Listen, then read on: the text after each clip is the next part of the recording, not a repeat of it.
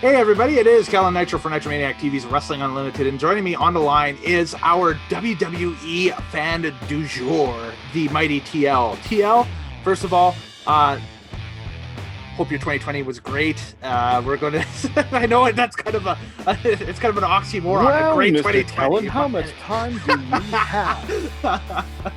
I've had 2 surgeries and COVID in 2020. Wow. Yeah, whoops. That was a bad on my part.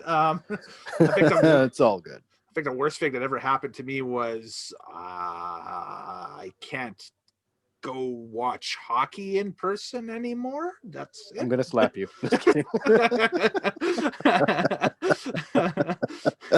that's the and maybe my favorite bar got shut down. That's the most, but anyway, whatever. But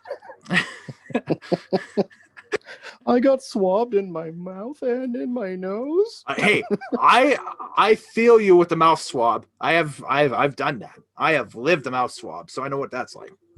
It's the worst. The nose swab, not so much, but the mouth swab I have done. So it's the worst. It's literally the worst. It's like, the nurse, how do you do this without me vomiting? This is the abridged 2020 kind of year in review for WWE. What I'm going to try to do here on the channel is bring different experts in over the past few weeks or so, and we'll talk and kind of rant and ramble about our favorite moments and least favorite moments from our favorite promotions in 2020. And of course, we're going to talk about the WWE here because they are the promotion that is, one, the most easily accessible to anybody, and 2, they're basically everywhere. So a weird year for them. They start out with a huge number at the Royal Rumble in Houston, Minute Maid Park. I think like 60,000 strong there, with a couple of really awesome Rumble matches with Drew McIntyre and Charlotte Flair winning the Royal Rumbles respectively for title shots at WrestleMania, which was to have taken place at Raymond James Stadium in Tampa this year. And then we fast forward through February, kind of a May Elimination Chamber pay-per-view, so mad that I don't even remember what happened on that show. I remember that Drew Gulak and Daniel Bryan were the opening contest, and that was actually really fun. But other than that, not a whole lot there. And then middle of March, well, Corona happened and everything went to shit. So Kobe held the world together.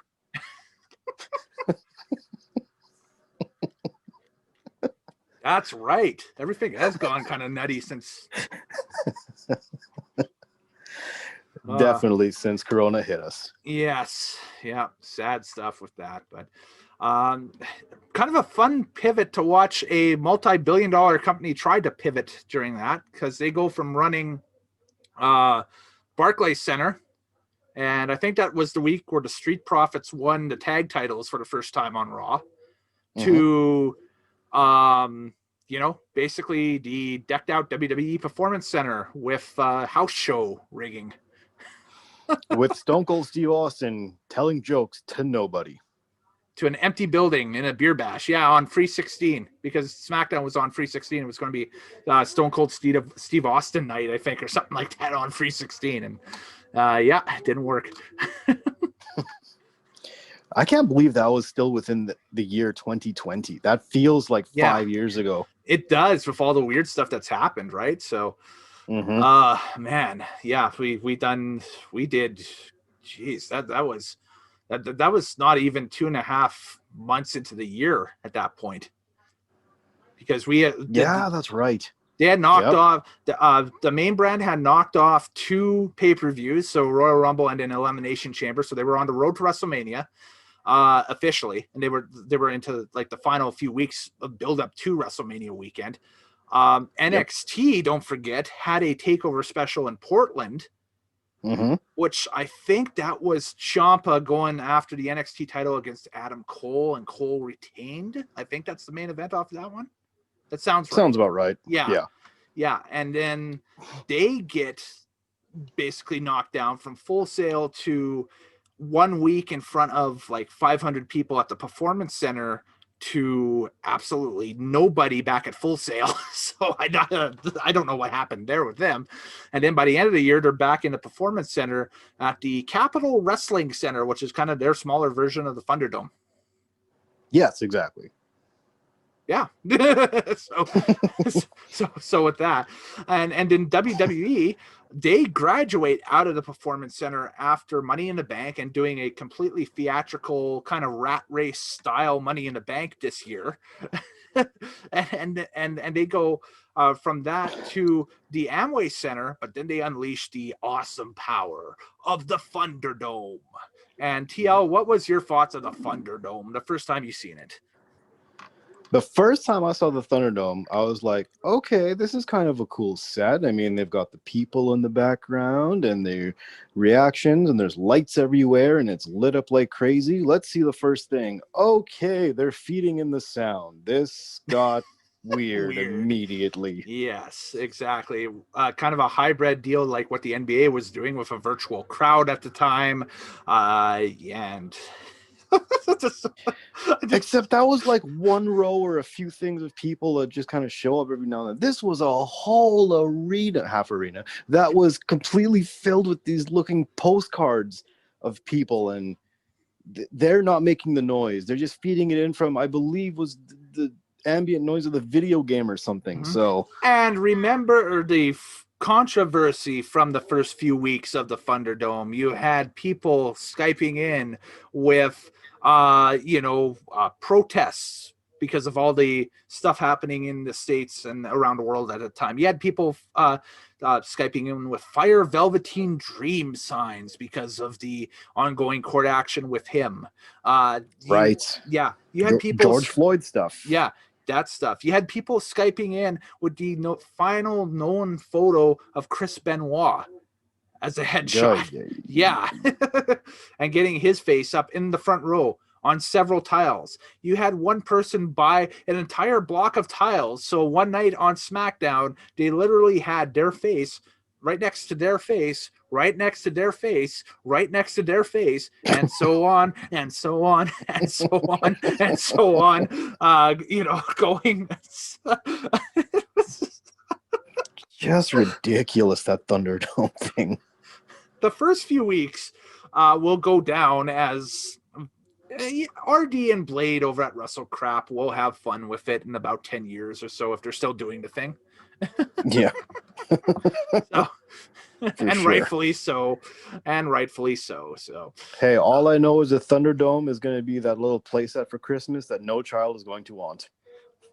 Yeah, they'll want the war game set instead, because that is actually cool. You have the launchers and you can launch the guys into the ring and everything. So is that real? That it's real. That's a real thing. Yeah, they were advertising it during war games. Yeah. Ooh, that's cool. And that brings me to my next little line here, just generally talking about the year at large here. Remember the ongoing court cases, kind of, well, not really court cases, but the adventures of WWE in trademark court, trying to trademark the names of the old WCW pay-per-views before AEW had a chance to do so. This is because back in January, AEW ran an event called Bash at the Beach, a 2-week thing on Dynamite, right? And so WWE freaks out. So they immediately get copyrights for Halloween Havoc, the Great American Bash. I think they got one for Slamboree as well, but they didn't use it this year. But they used Great American Bash and Halloween Havoc on NXT programs this year. Yes, that's correct. But they definitely lost Bash at the Beach, right? Yes, I believe so.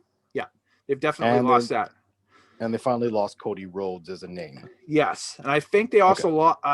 For what it's worth, I think they also lost Battle Bowl as well, which was like a very short-lived pay-per-view idea that WCW had in the early '90s. So yeah, they can keep that. Yeah, but they had been using War Games prior to every year. Survivor Series as part of the NXT Takeover stuff.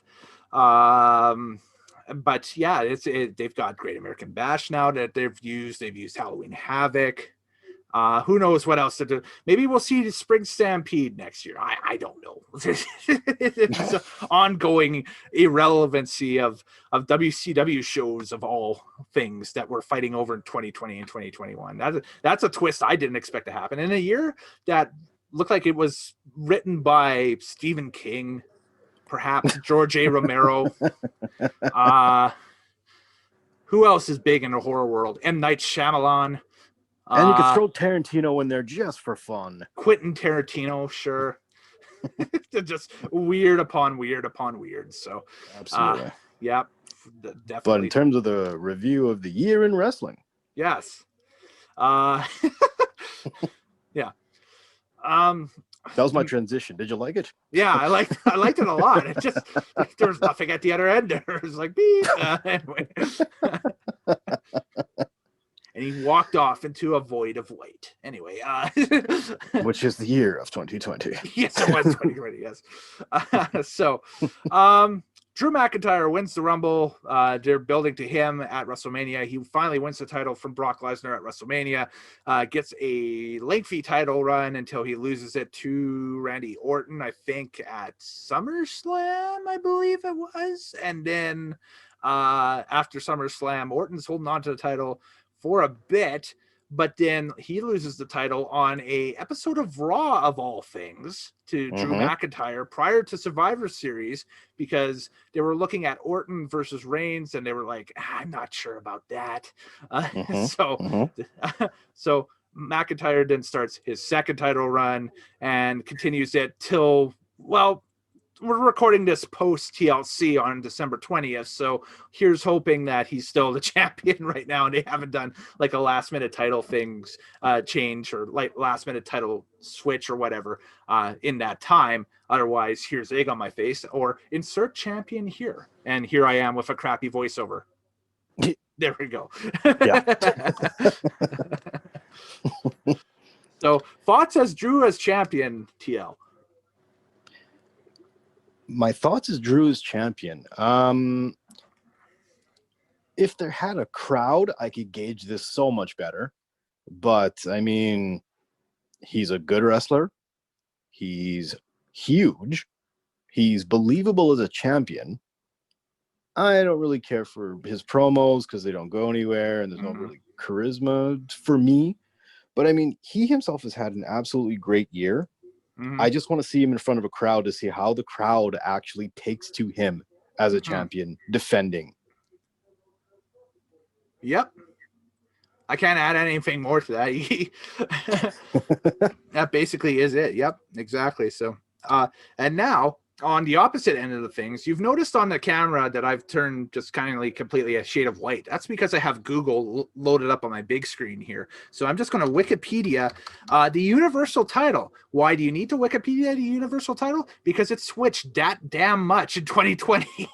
you have to take a look at that and see who the existing the existing Universal champion right now is Roman Reigns. But what was the year prior to Roman Reigns? Well, hey man, it's not where you start, it's where you finish. All right. So about getting ready to get in. Well, here we go. So the Fiend Bray Wyatt was the existing Universal Champion at the beginning of the year, as of January 1st, 2020. We then fast forward to February 27th, 2020, and Riyadh, Saudi Arabia, where Goldberg defeated Bray Wyatt for the Universal Championship at Super Showdown. Wow. Now, a month later, March 25th or 26th, 2020, we're not sure when this was taped, but this is where they officially announced the title change here, that at least that there has been a title change that's happened. Braun Strowman defeats Goldberg at WrestleMania 36. So there we go. That's right. Now, fast forward to August 23rd, 2020, SummerSlam at the Thunderdome in Orlando, Florida. The Fiend Bray Wyatt regains the Universal title over over Braun Strowman, I should say. Okay. And then Fast forward to Payback, August 30th, 2020. So not even a week later. Roman Reigns defeats the Fiend Bray Wyatt, and this was a no-holds-barred triple threat match with Braun Strowman, who Reigns pinned, and the Fiend Bray Wyatt, and that's where we're at right now with the Universal Championship. So if you're counting at home, the WWE Championship only changed hands 2 or 3 times this year. I got 5 for the Universal title. Yikes. And that's Quite, 5 between, was that 5 people or 4 people? 5, Something like that. five between Wyatt, Goldberg, Strowman, and Reigns. 5 between 4 people.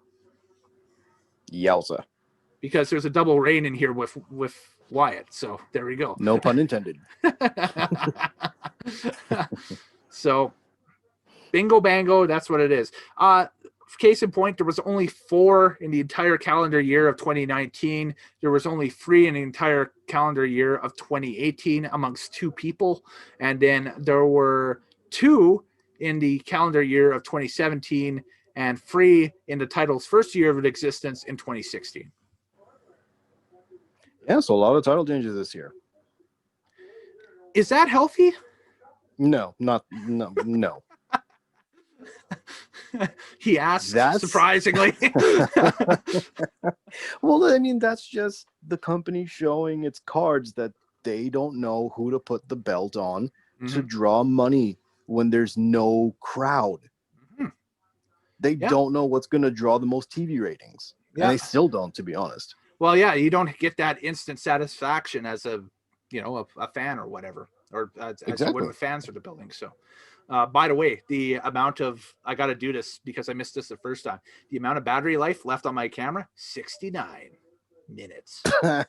Nice. Anyway. So yeah. Beautiful transition. But anyways. Just beautiful. But anyways. Yeah, so that's that. I know that the Universal title is the showbiz title. That's the one that they put on the celebrities. That's the one that they put on the part-timers. That's the one that they want to get the big marquee match at Mania with. That's what they sell the match with. It's the Universal title. And then the WWE title is now kind of the new Intercontinental title, where it's for the workhorses. It's for the guys who have been, in and being recognized throughout the year, right? So I genuinely thought whatever belt was on Raw was supposed to be the higher belt. Really? I genuinely thought that. Somewhat, sure.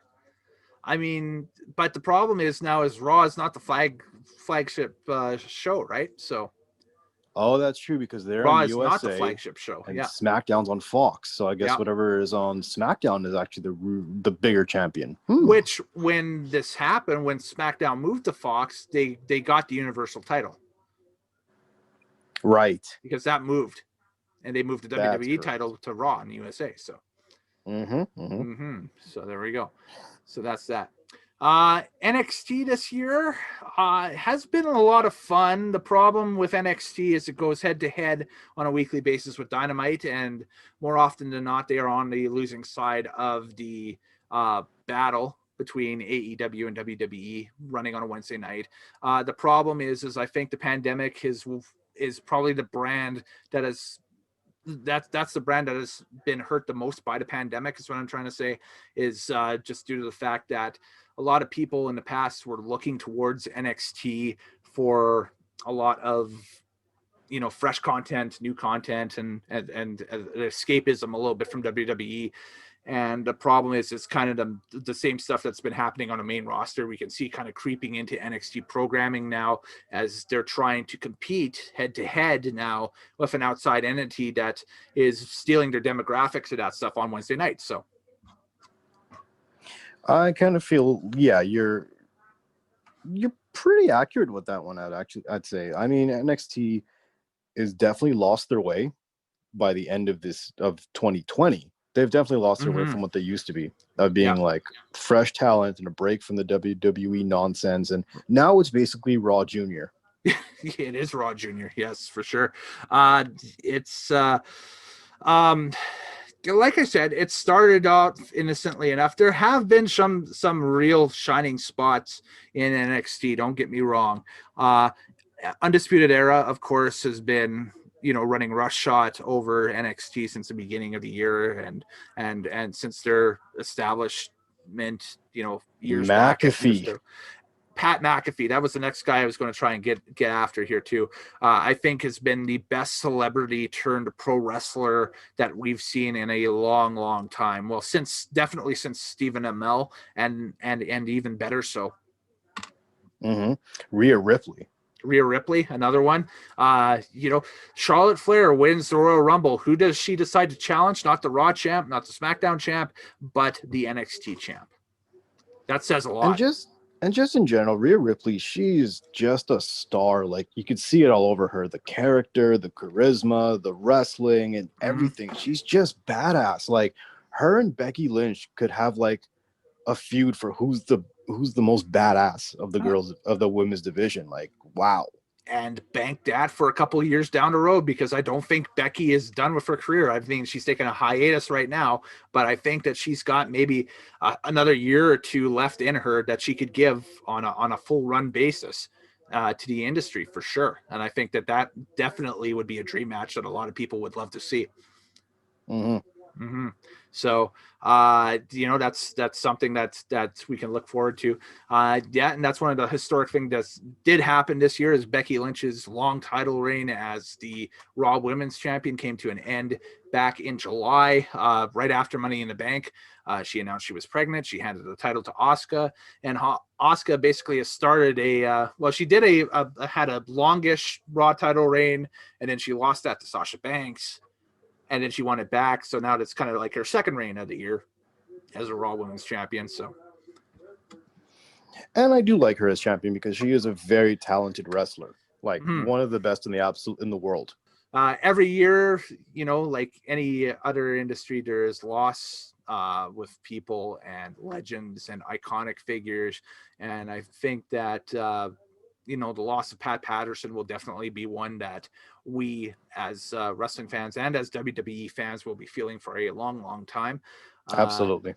The innovator of the Royal Rumble, one of the minds that's credited with the King of the Ring concept, the best finish man ever in pro wrestling, the man who could book anything out of any situation back in the day, and who was single-handedly the guy that was, Hulk Hogan, Ultimate Warrior, Macho Man. They would be basically nothing without these finishes that Pat would create for these guys back at, in the 80s and the 90s. So yeah, his loss was a very sad one to see. Absolutely. And absolute genius in the industry of wrestling. Man, there's one thing that he created that I wish they would bring back, and that was the scramble match. Oh, yes. That was such an innovative idea. Championship scramble, right? Yeah, that's the one. I mean, he meant so much to the WWE, and he contributed so much. I mean, it is just a really big loss for them. And I mean, like, we look at the other names that have passed this year. Road Warrior Animal was another one. Half of the Legion of Doom. The guy who was just a very... In the 80s, there were none bigger, none better. They come to the WWF in the early 90s and continue their stalwart run. They leave, and then they come back in 97, and they pick up right where they left off. Another stalwart run pretty for much. these guys. But I mean, they're just so iconic. Just the look that they had, and they come in with the red pads with the spikes on them. It's so iconic. Probably the saddest one of the year, though, was Shad Gaspard, half of Crime Time. Oh, man. Yeah, he passed away on May 17th after getting caught in a strong rip current in Venice Beach, California. He was out saving his son, who was caught in this rip current. So that's right. Yeah, but I mean, he did save his son. Yeah, and the thing is, this wasn't his first heroic deed either. The first one came in 2016. He prevented a robbery attempt at a gas station in Florida. Yeah. He grabbed Yep. in that instance, he grabbed the suspect's gun and restrained him until the police arrived at the scene. There's video of that up on YouTube. I remember seeing, if you go and search it, and just a genuinely nice guy, and one that, especially African American and Black talent look up to, and because of the standard and the example that he set throughout the 2000s and the 2010s. That tag team Crime Time was so iconic to a lot of inner city urban youth, because they were the cool guys that made it big, right? So Yeah, exactly. And they represented that, and man, that was just such a big loss. I forgot that happened this year. I didn't forget that it happened. I just forgot that it happened this year. Like, you look back wow. at it, it's crazy for sure. I think I said Tracy Smothers as well, formerly Freddie Joe Floyd in the WWF way Yes, back in that's the day. right. Tracy Smothers. Yeah, But he was big in Smoky Mountain, which was at times a developmental territory for WWE, and then very much. Yep. and then later on in ECW, which some could argue was a developmental territory for WWE. Absolutely, absolutely, it was. Yeah, and then was he part of the Full-Blooded Italians? He was, yes. Him and Wildfire Tommy Rich were honorary Italians. Believe it or not. That's right. Because they were looking for. Here was the thing: is that they were trying to establish that heel group in '97, and Paul was looking for Italian wrestlers that had some sort of, pull and everything that people would buy. And the problem was, in the 90s, there weren't that many. Let's face it, the top two Italian wrestlers of all time were Dominic DeNucci and Bruno Sammartino, and both were in their 60s in the 90s. So ain't no way they were coming to ECW, brother. Yeah, no, they're not coming. Especially to do a knockoff mob gimmick. So, yeah, of all exactly. things. So he knew Tracy from their run in WCW back in the early 90s, signed Tracy on and said, "You're Italian. Go after him." So Tracy became the Big Don, I think. Or Tommy Rich, I think, became Tommy Rich became the Big Don, and Tracy Smothers was just part of an honorary Italian of Full-Blooded Italians. But he would be infamous for the big dance parties or dance-offs that he would have with guys like Too Cold Scorpio, the Blue Meanie, Nova, guys like that. So, like a very comedy gimmick type thing. They put those guys out when they wanted to get the lulls and the ha-has from the audience. So, but indeed, he was a very solid worker. He was one of the guys who is famous. One of his famous sayings was, "We'll start slow and we'll taper off from there." And so I can totally respect that. That man is my vibe. I like that. There you go. Why are we rushing? Just slow down, and we'll get there when we get there. So exactly. Yeah. So I'm with it. Yeah. So he passed away this year. So that's the notable losses from the WWE side. Just, what's the one wrestling related memory from WWE that you'll take from this year? Wow. Because to me, it'll be Drew winning the Rumble in front of the people in the crowd at Minute Maid Park there, and how that showed on pay-per-view. Like, that was epic. Yeah, absolutely. You know what, though? Even just before that, it was the return of Edge in the Royal Rumble. That is going to stick with me forever. We gloss over that, but yeah, that's something we shouldn't gloss over for sure. Was Edge came back and was effective when he was back? Yes, absolutely. I wish I could explain how much that meant to me to see that, because he retired and it was because of an injury, and it's like he can never wrestle again. And then when his music hit and he came out through the smoke, through the fog, and you're just like, oh my God, it's Edge. And he looks like Edge, and he looks like he just came out of a time machine. And oh my God, he's going to the ring. He's going to wrestle. And he hits that spear and he's okay.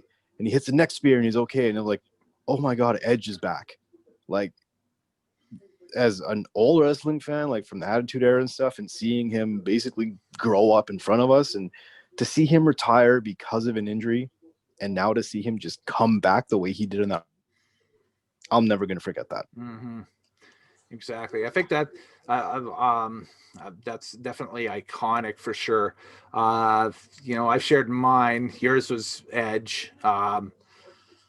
Man, those are those are two of the defining moments of the year for sure. Those are two of the big moments for sure in 2020. So, anyways, yeah, that's basically all I wanted to hit on here in this kind of quickie year in review. It's definitely not anything that's going to be all encompassing throughout, just because we're going to have, hopefully, fingers crossed, some other people drop in to talk about some of the other promotions like AEW. But anyway, go. Yes, absolutely. But I do want to ask you something. What was your worst WWE moment of this year? Oh, God. So many of these.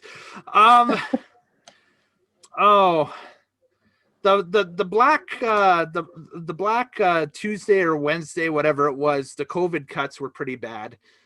Just because that I got tasked with my night job to go on multiple national radio programs across a major national broadcaster here to talk about that and how big that was. And that was probably the worst, because what was it? It was something like 17 wrestlers and 10 writers, and longtime staff too, people like Mike Chioda and Mark Eaton that have been with the company since basically the beginning of the whole freaking thing got cut, and even short-term staff. I remember Lance Storm had closed down his wrestling school in Calgary to join the WWE, and within 3 months he was on the COVID cut. Yes, exactly. The COVID cuts. That's the terminology for it. I had it named as something else, but the exact terminology was the COVID cuts. Yes.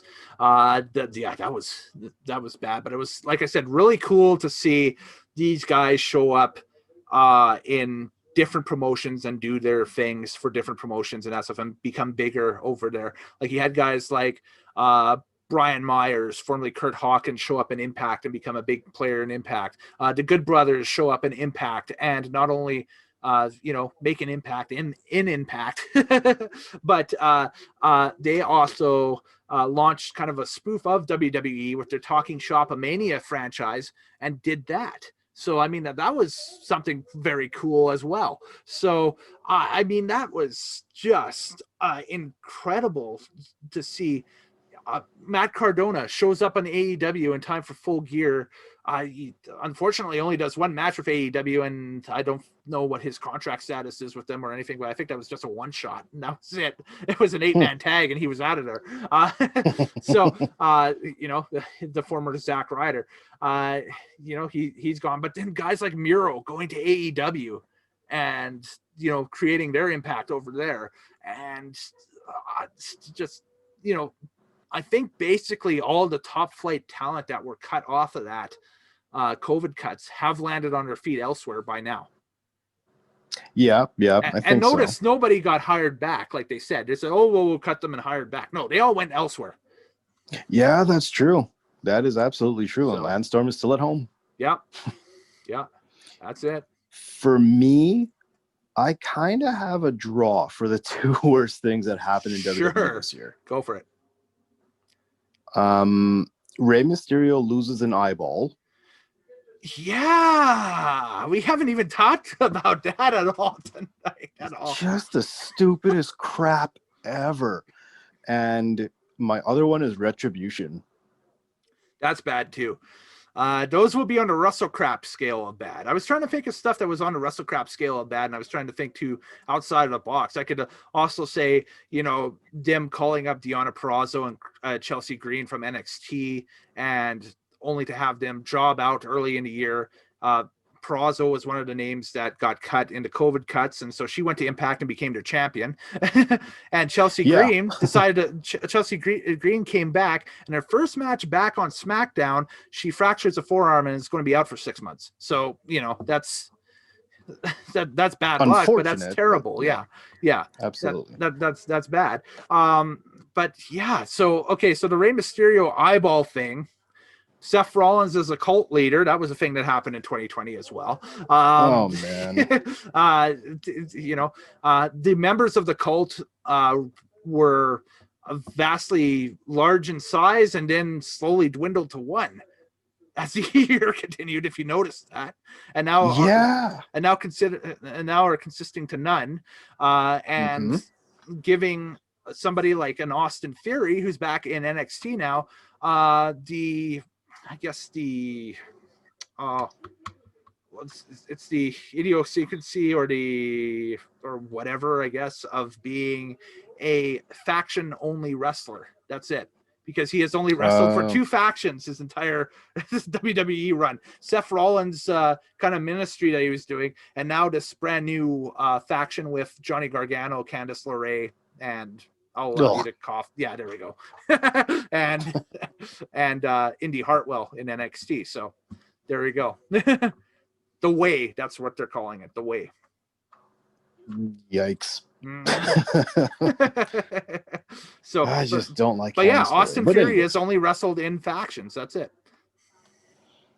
And so Rey Mysterio loses an eyeball because of Seth Rollins and his cult thing, and they have a match of "I'm going to take your eye out." The eye for an eye match. I believe that was at Extreme Rules. I think. I think it was Extreme Rules, and Ray loses, and Ray loses a fake eye that obviously was something, a ping pong ball. Yeah, painted like an eye. It was just done so stupidly, and this the idea that his eyeball would pop out of his head. That's how you lose the match. You know those Twizzlers pull and peel licorices that you can buy? I think that's what they stuck on the end of the ping pong ball to make it look like nerves. A retina? Really? They put the Twizzler retina? Oh, man. Yeah. Oh, it was just so tacky and unbelievable and just stupid. And Seth Rollins like throwing up the oatmeal right after that. Yeah.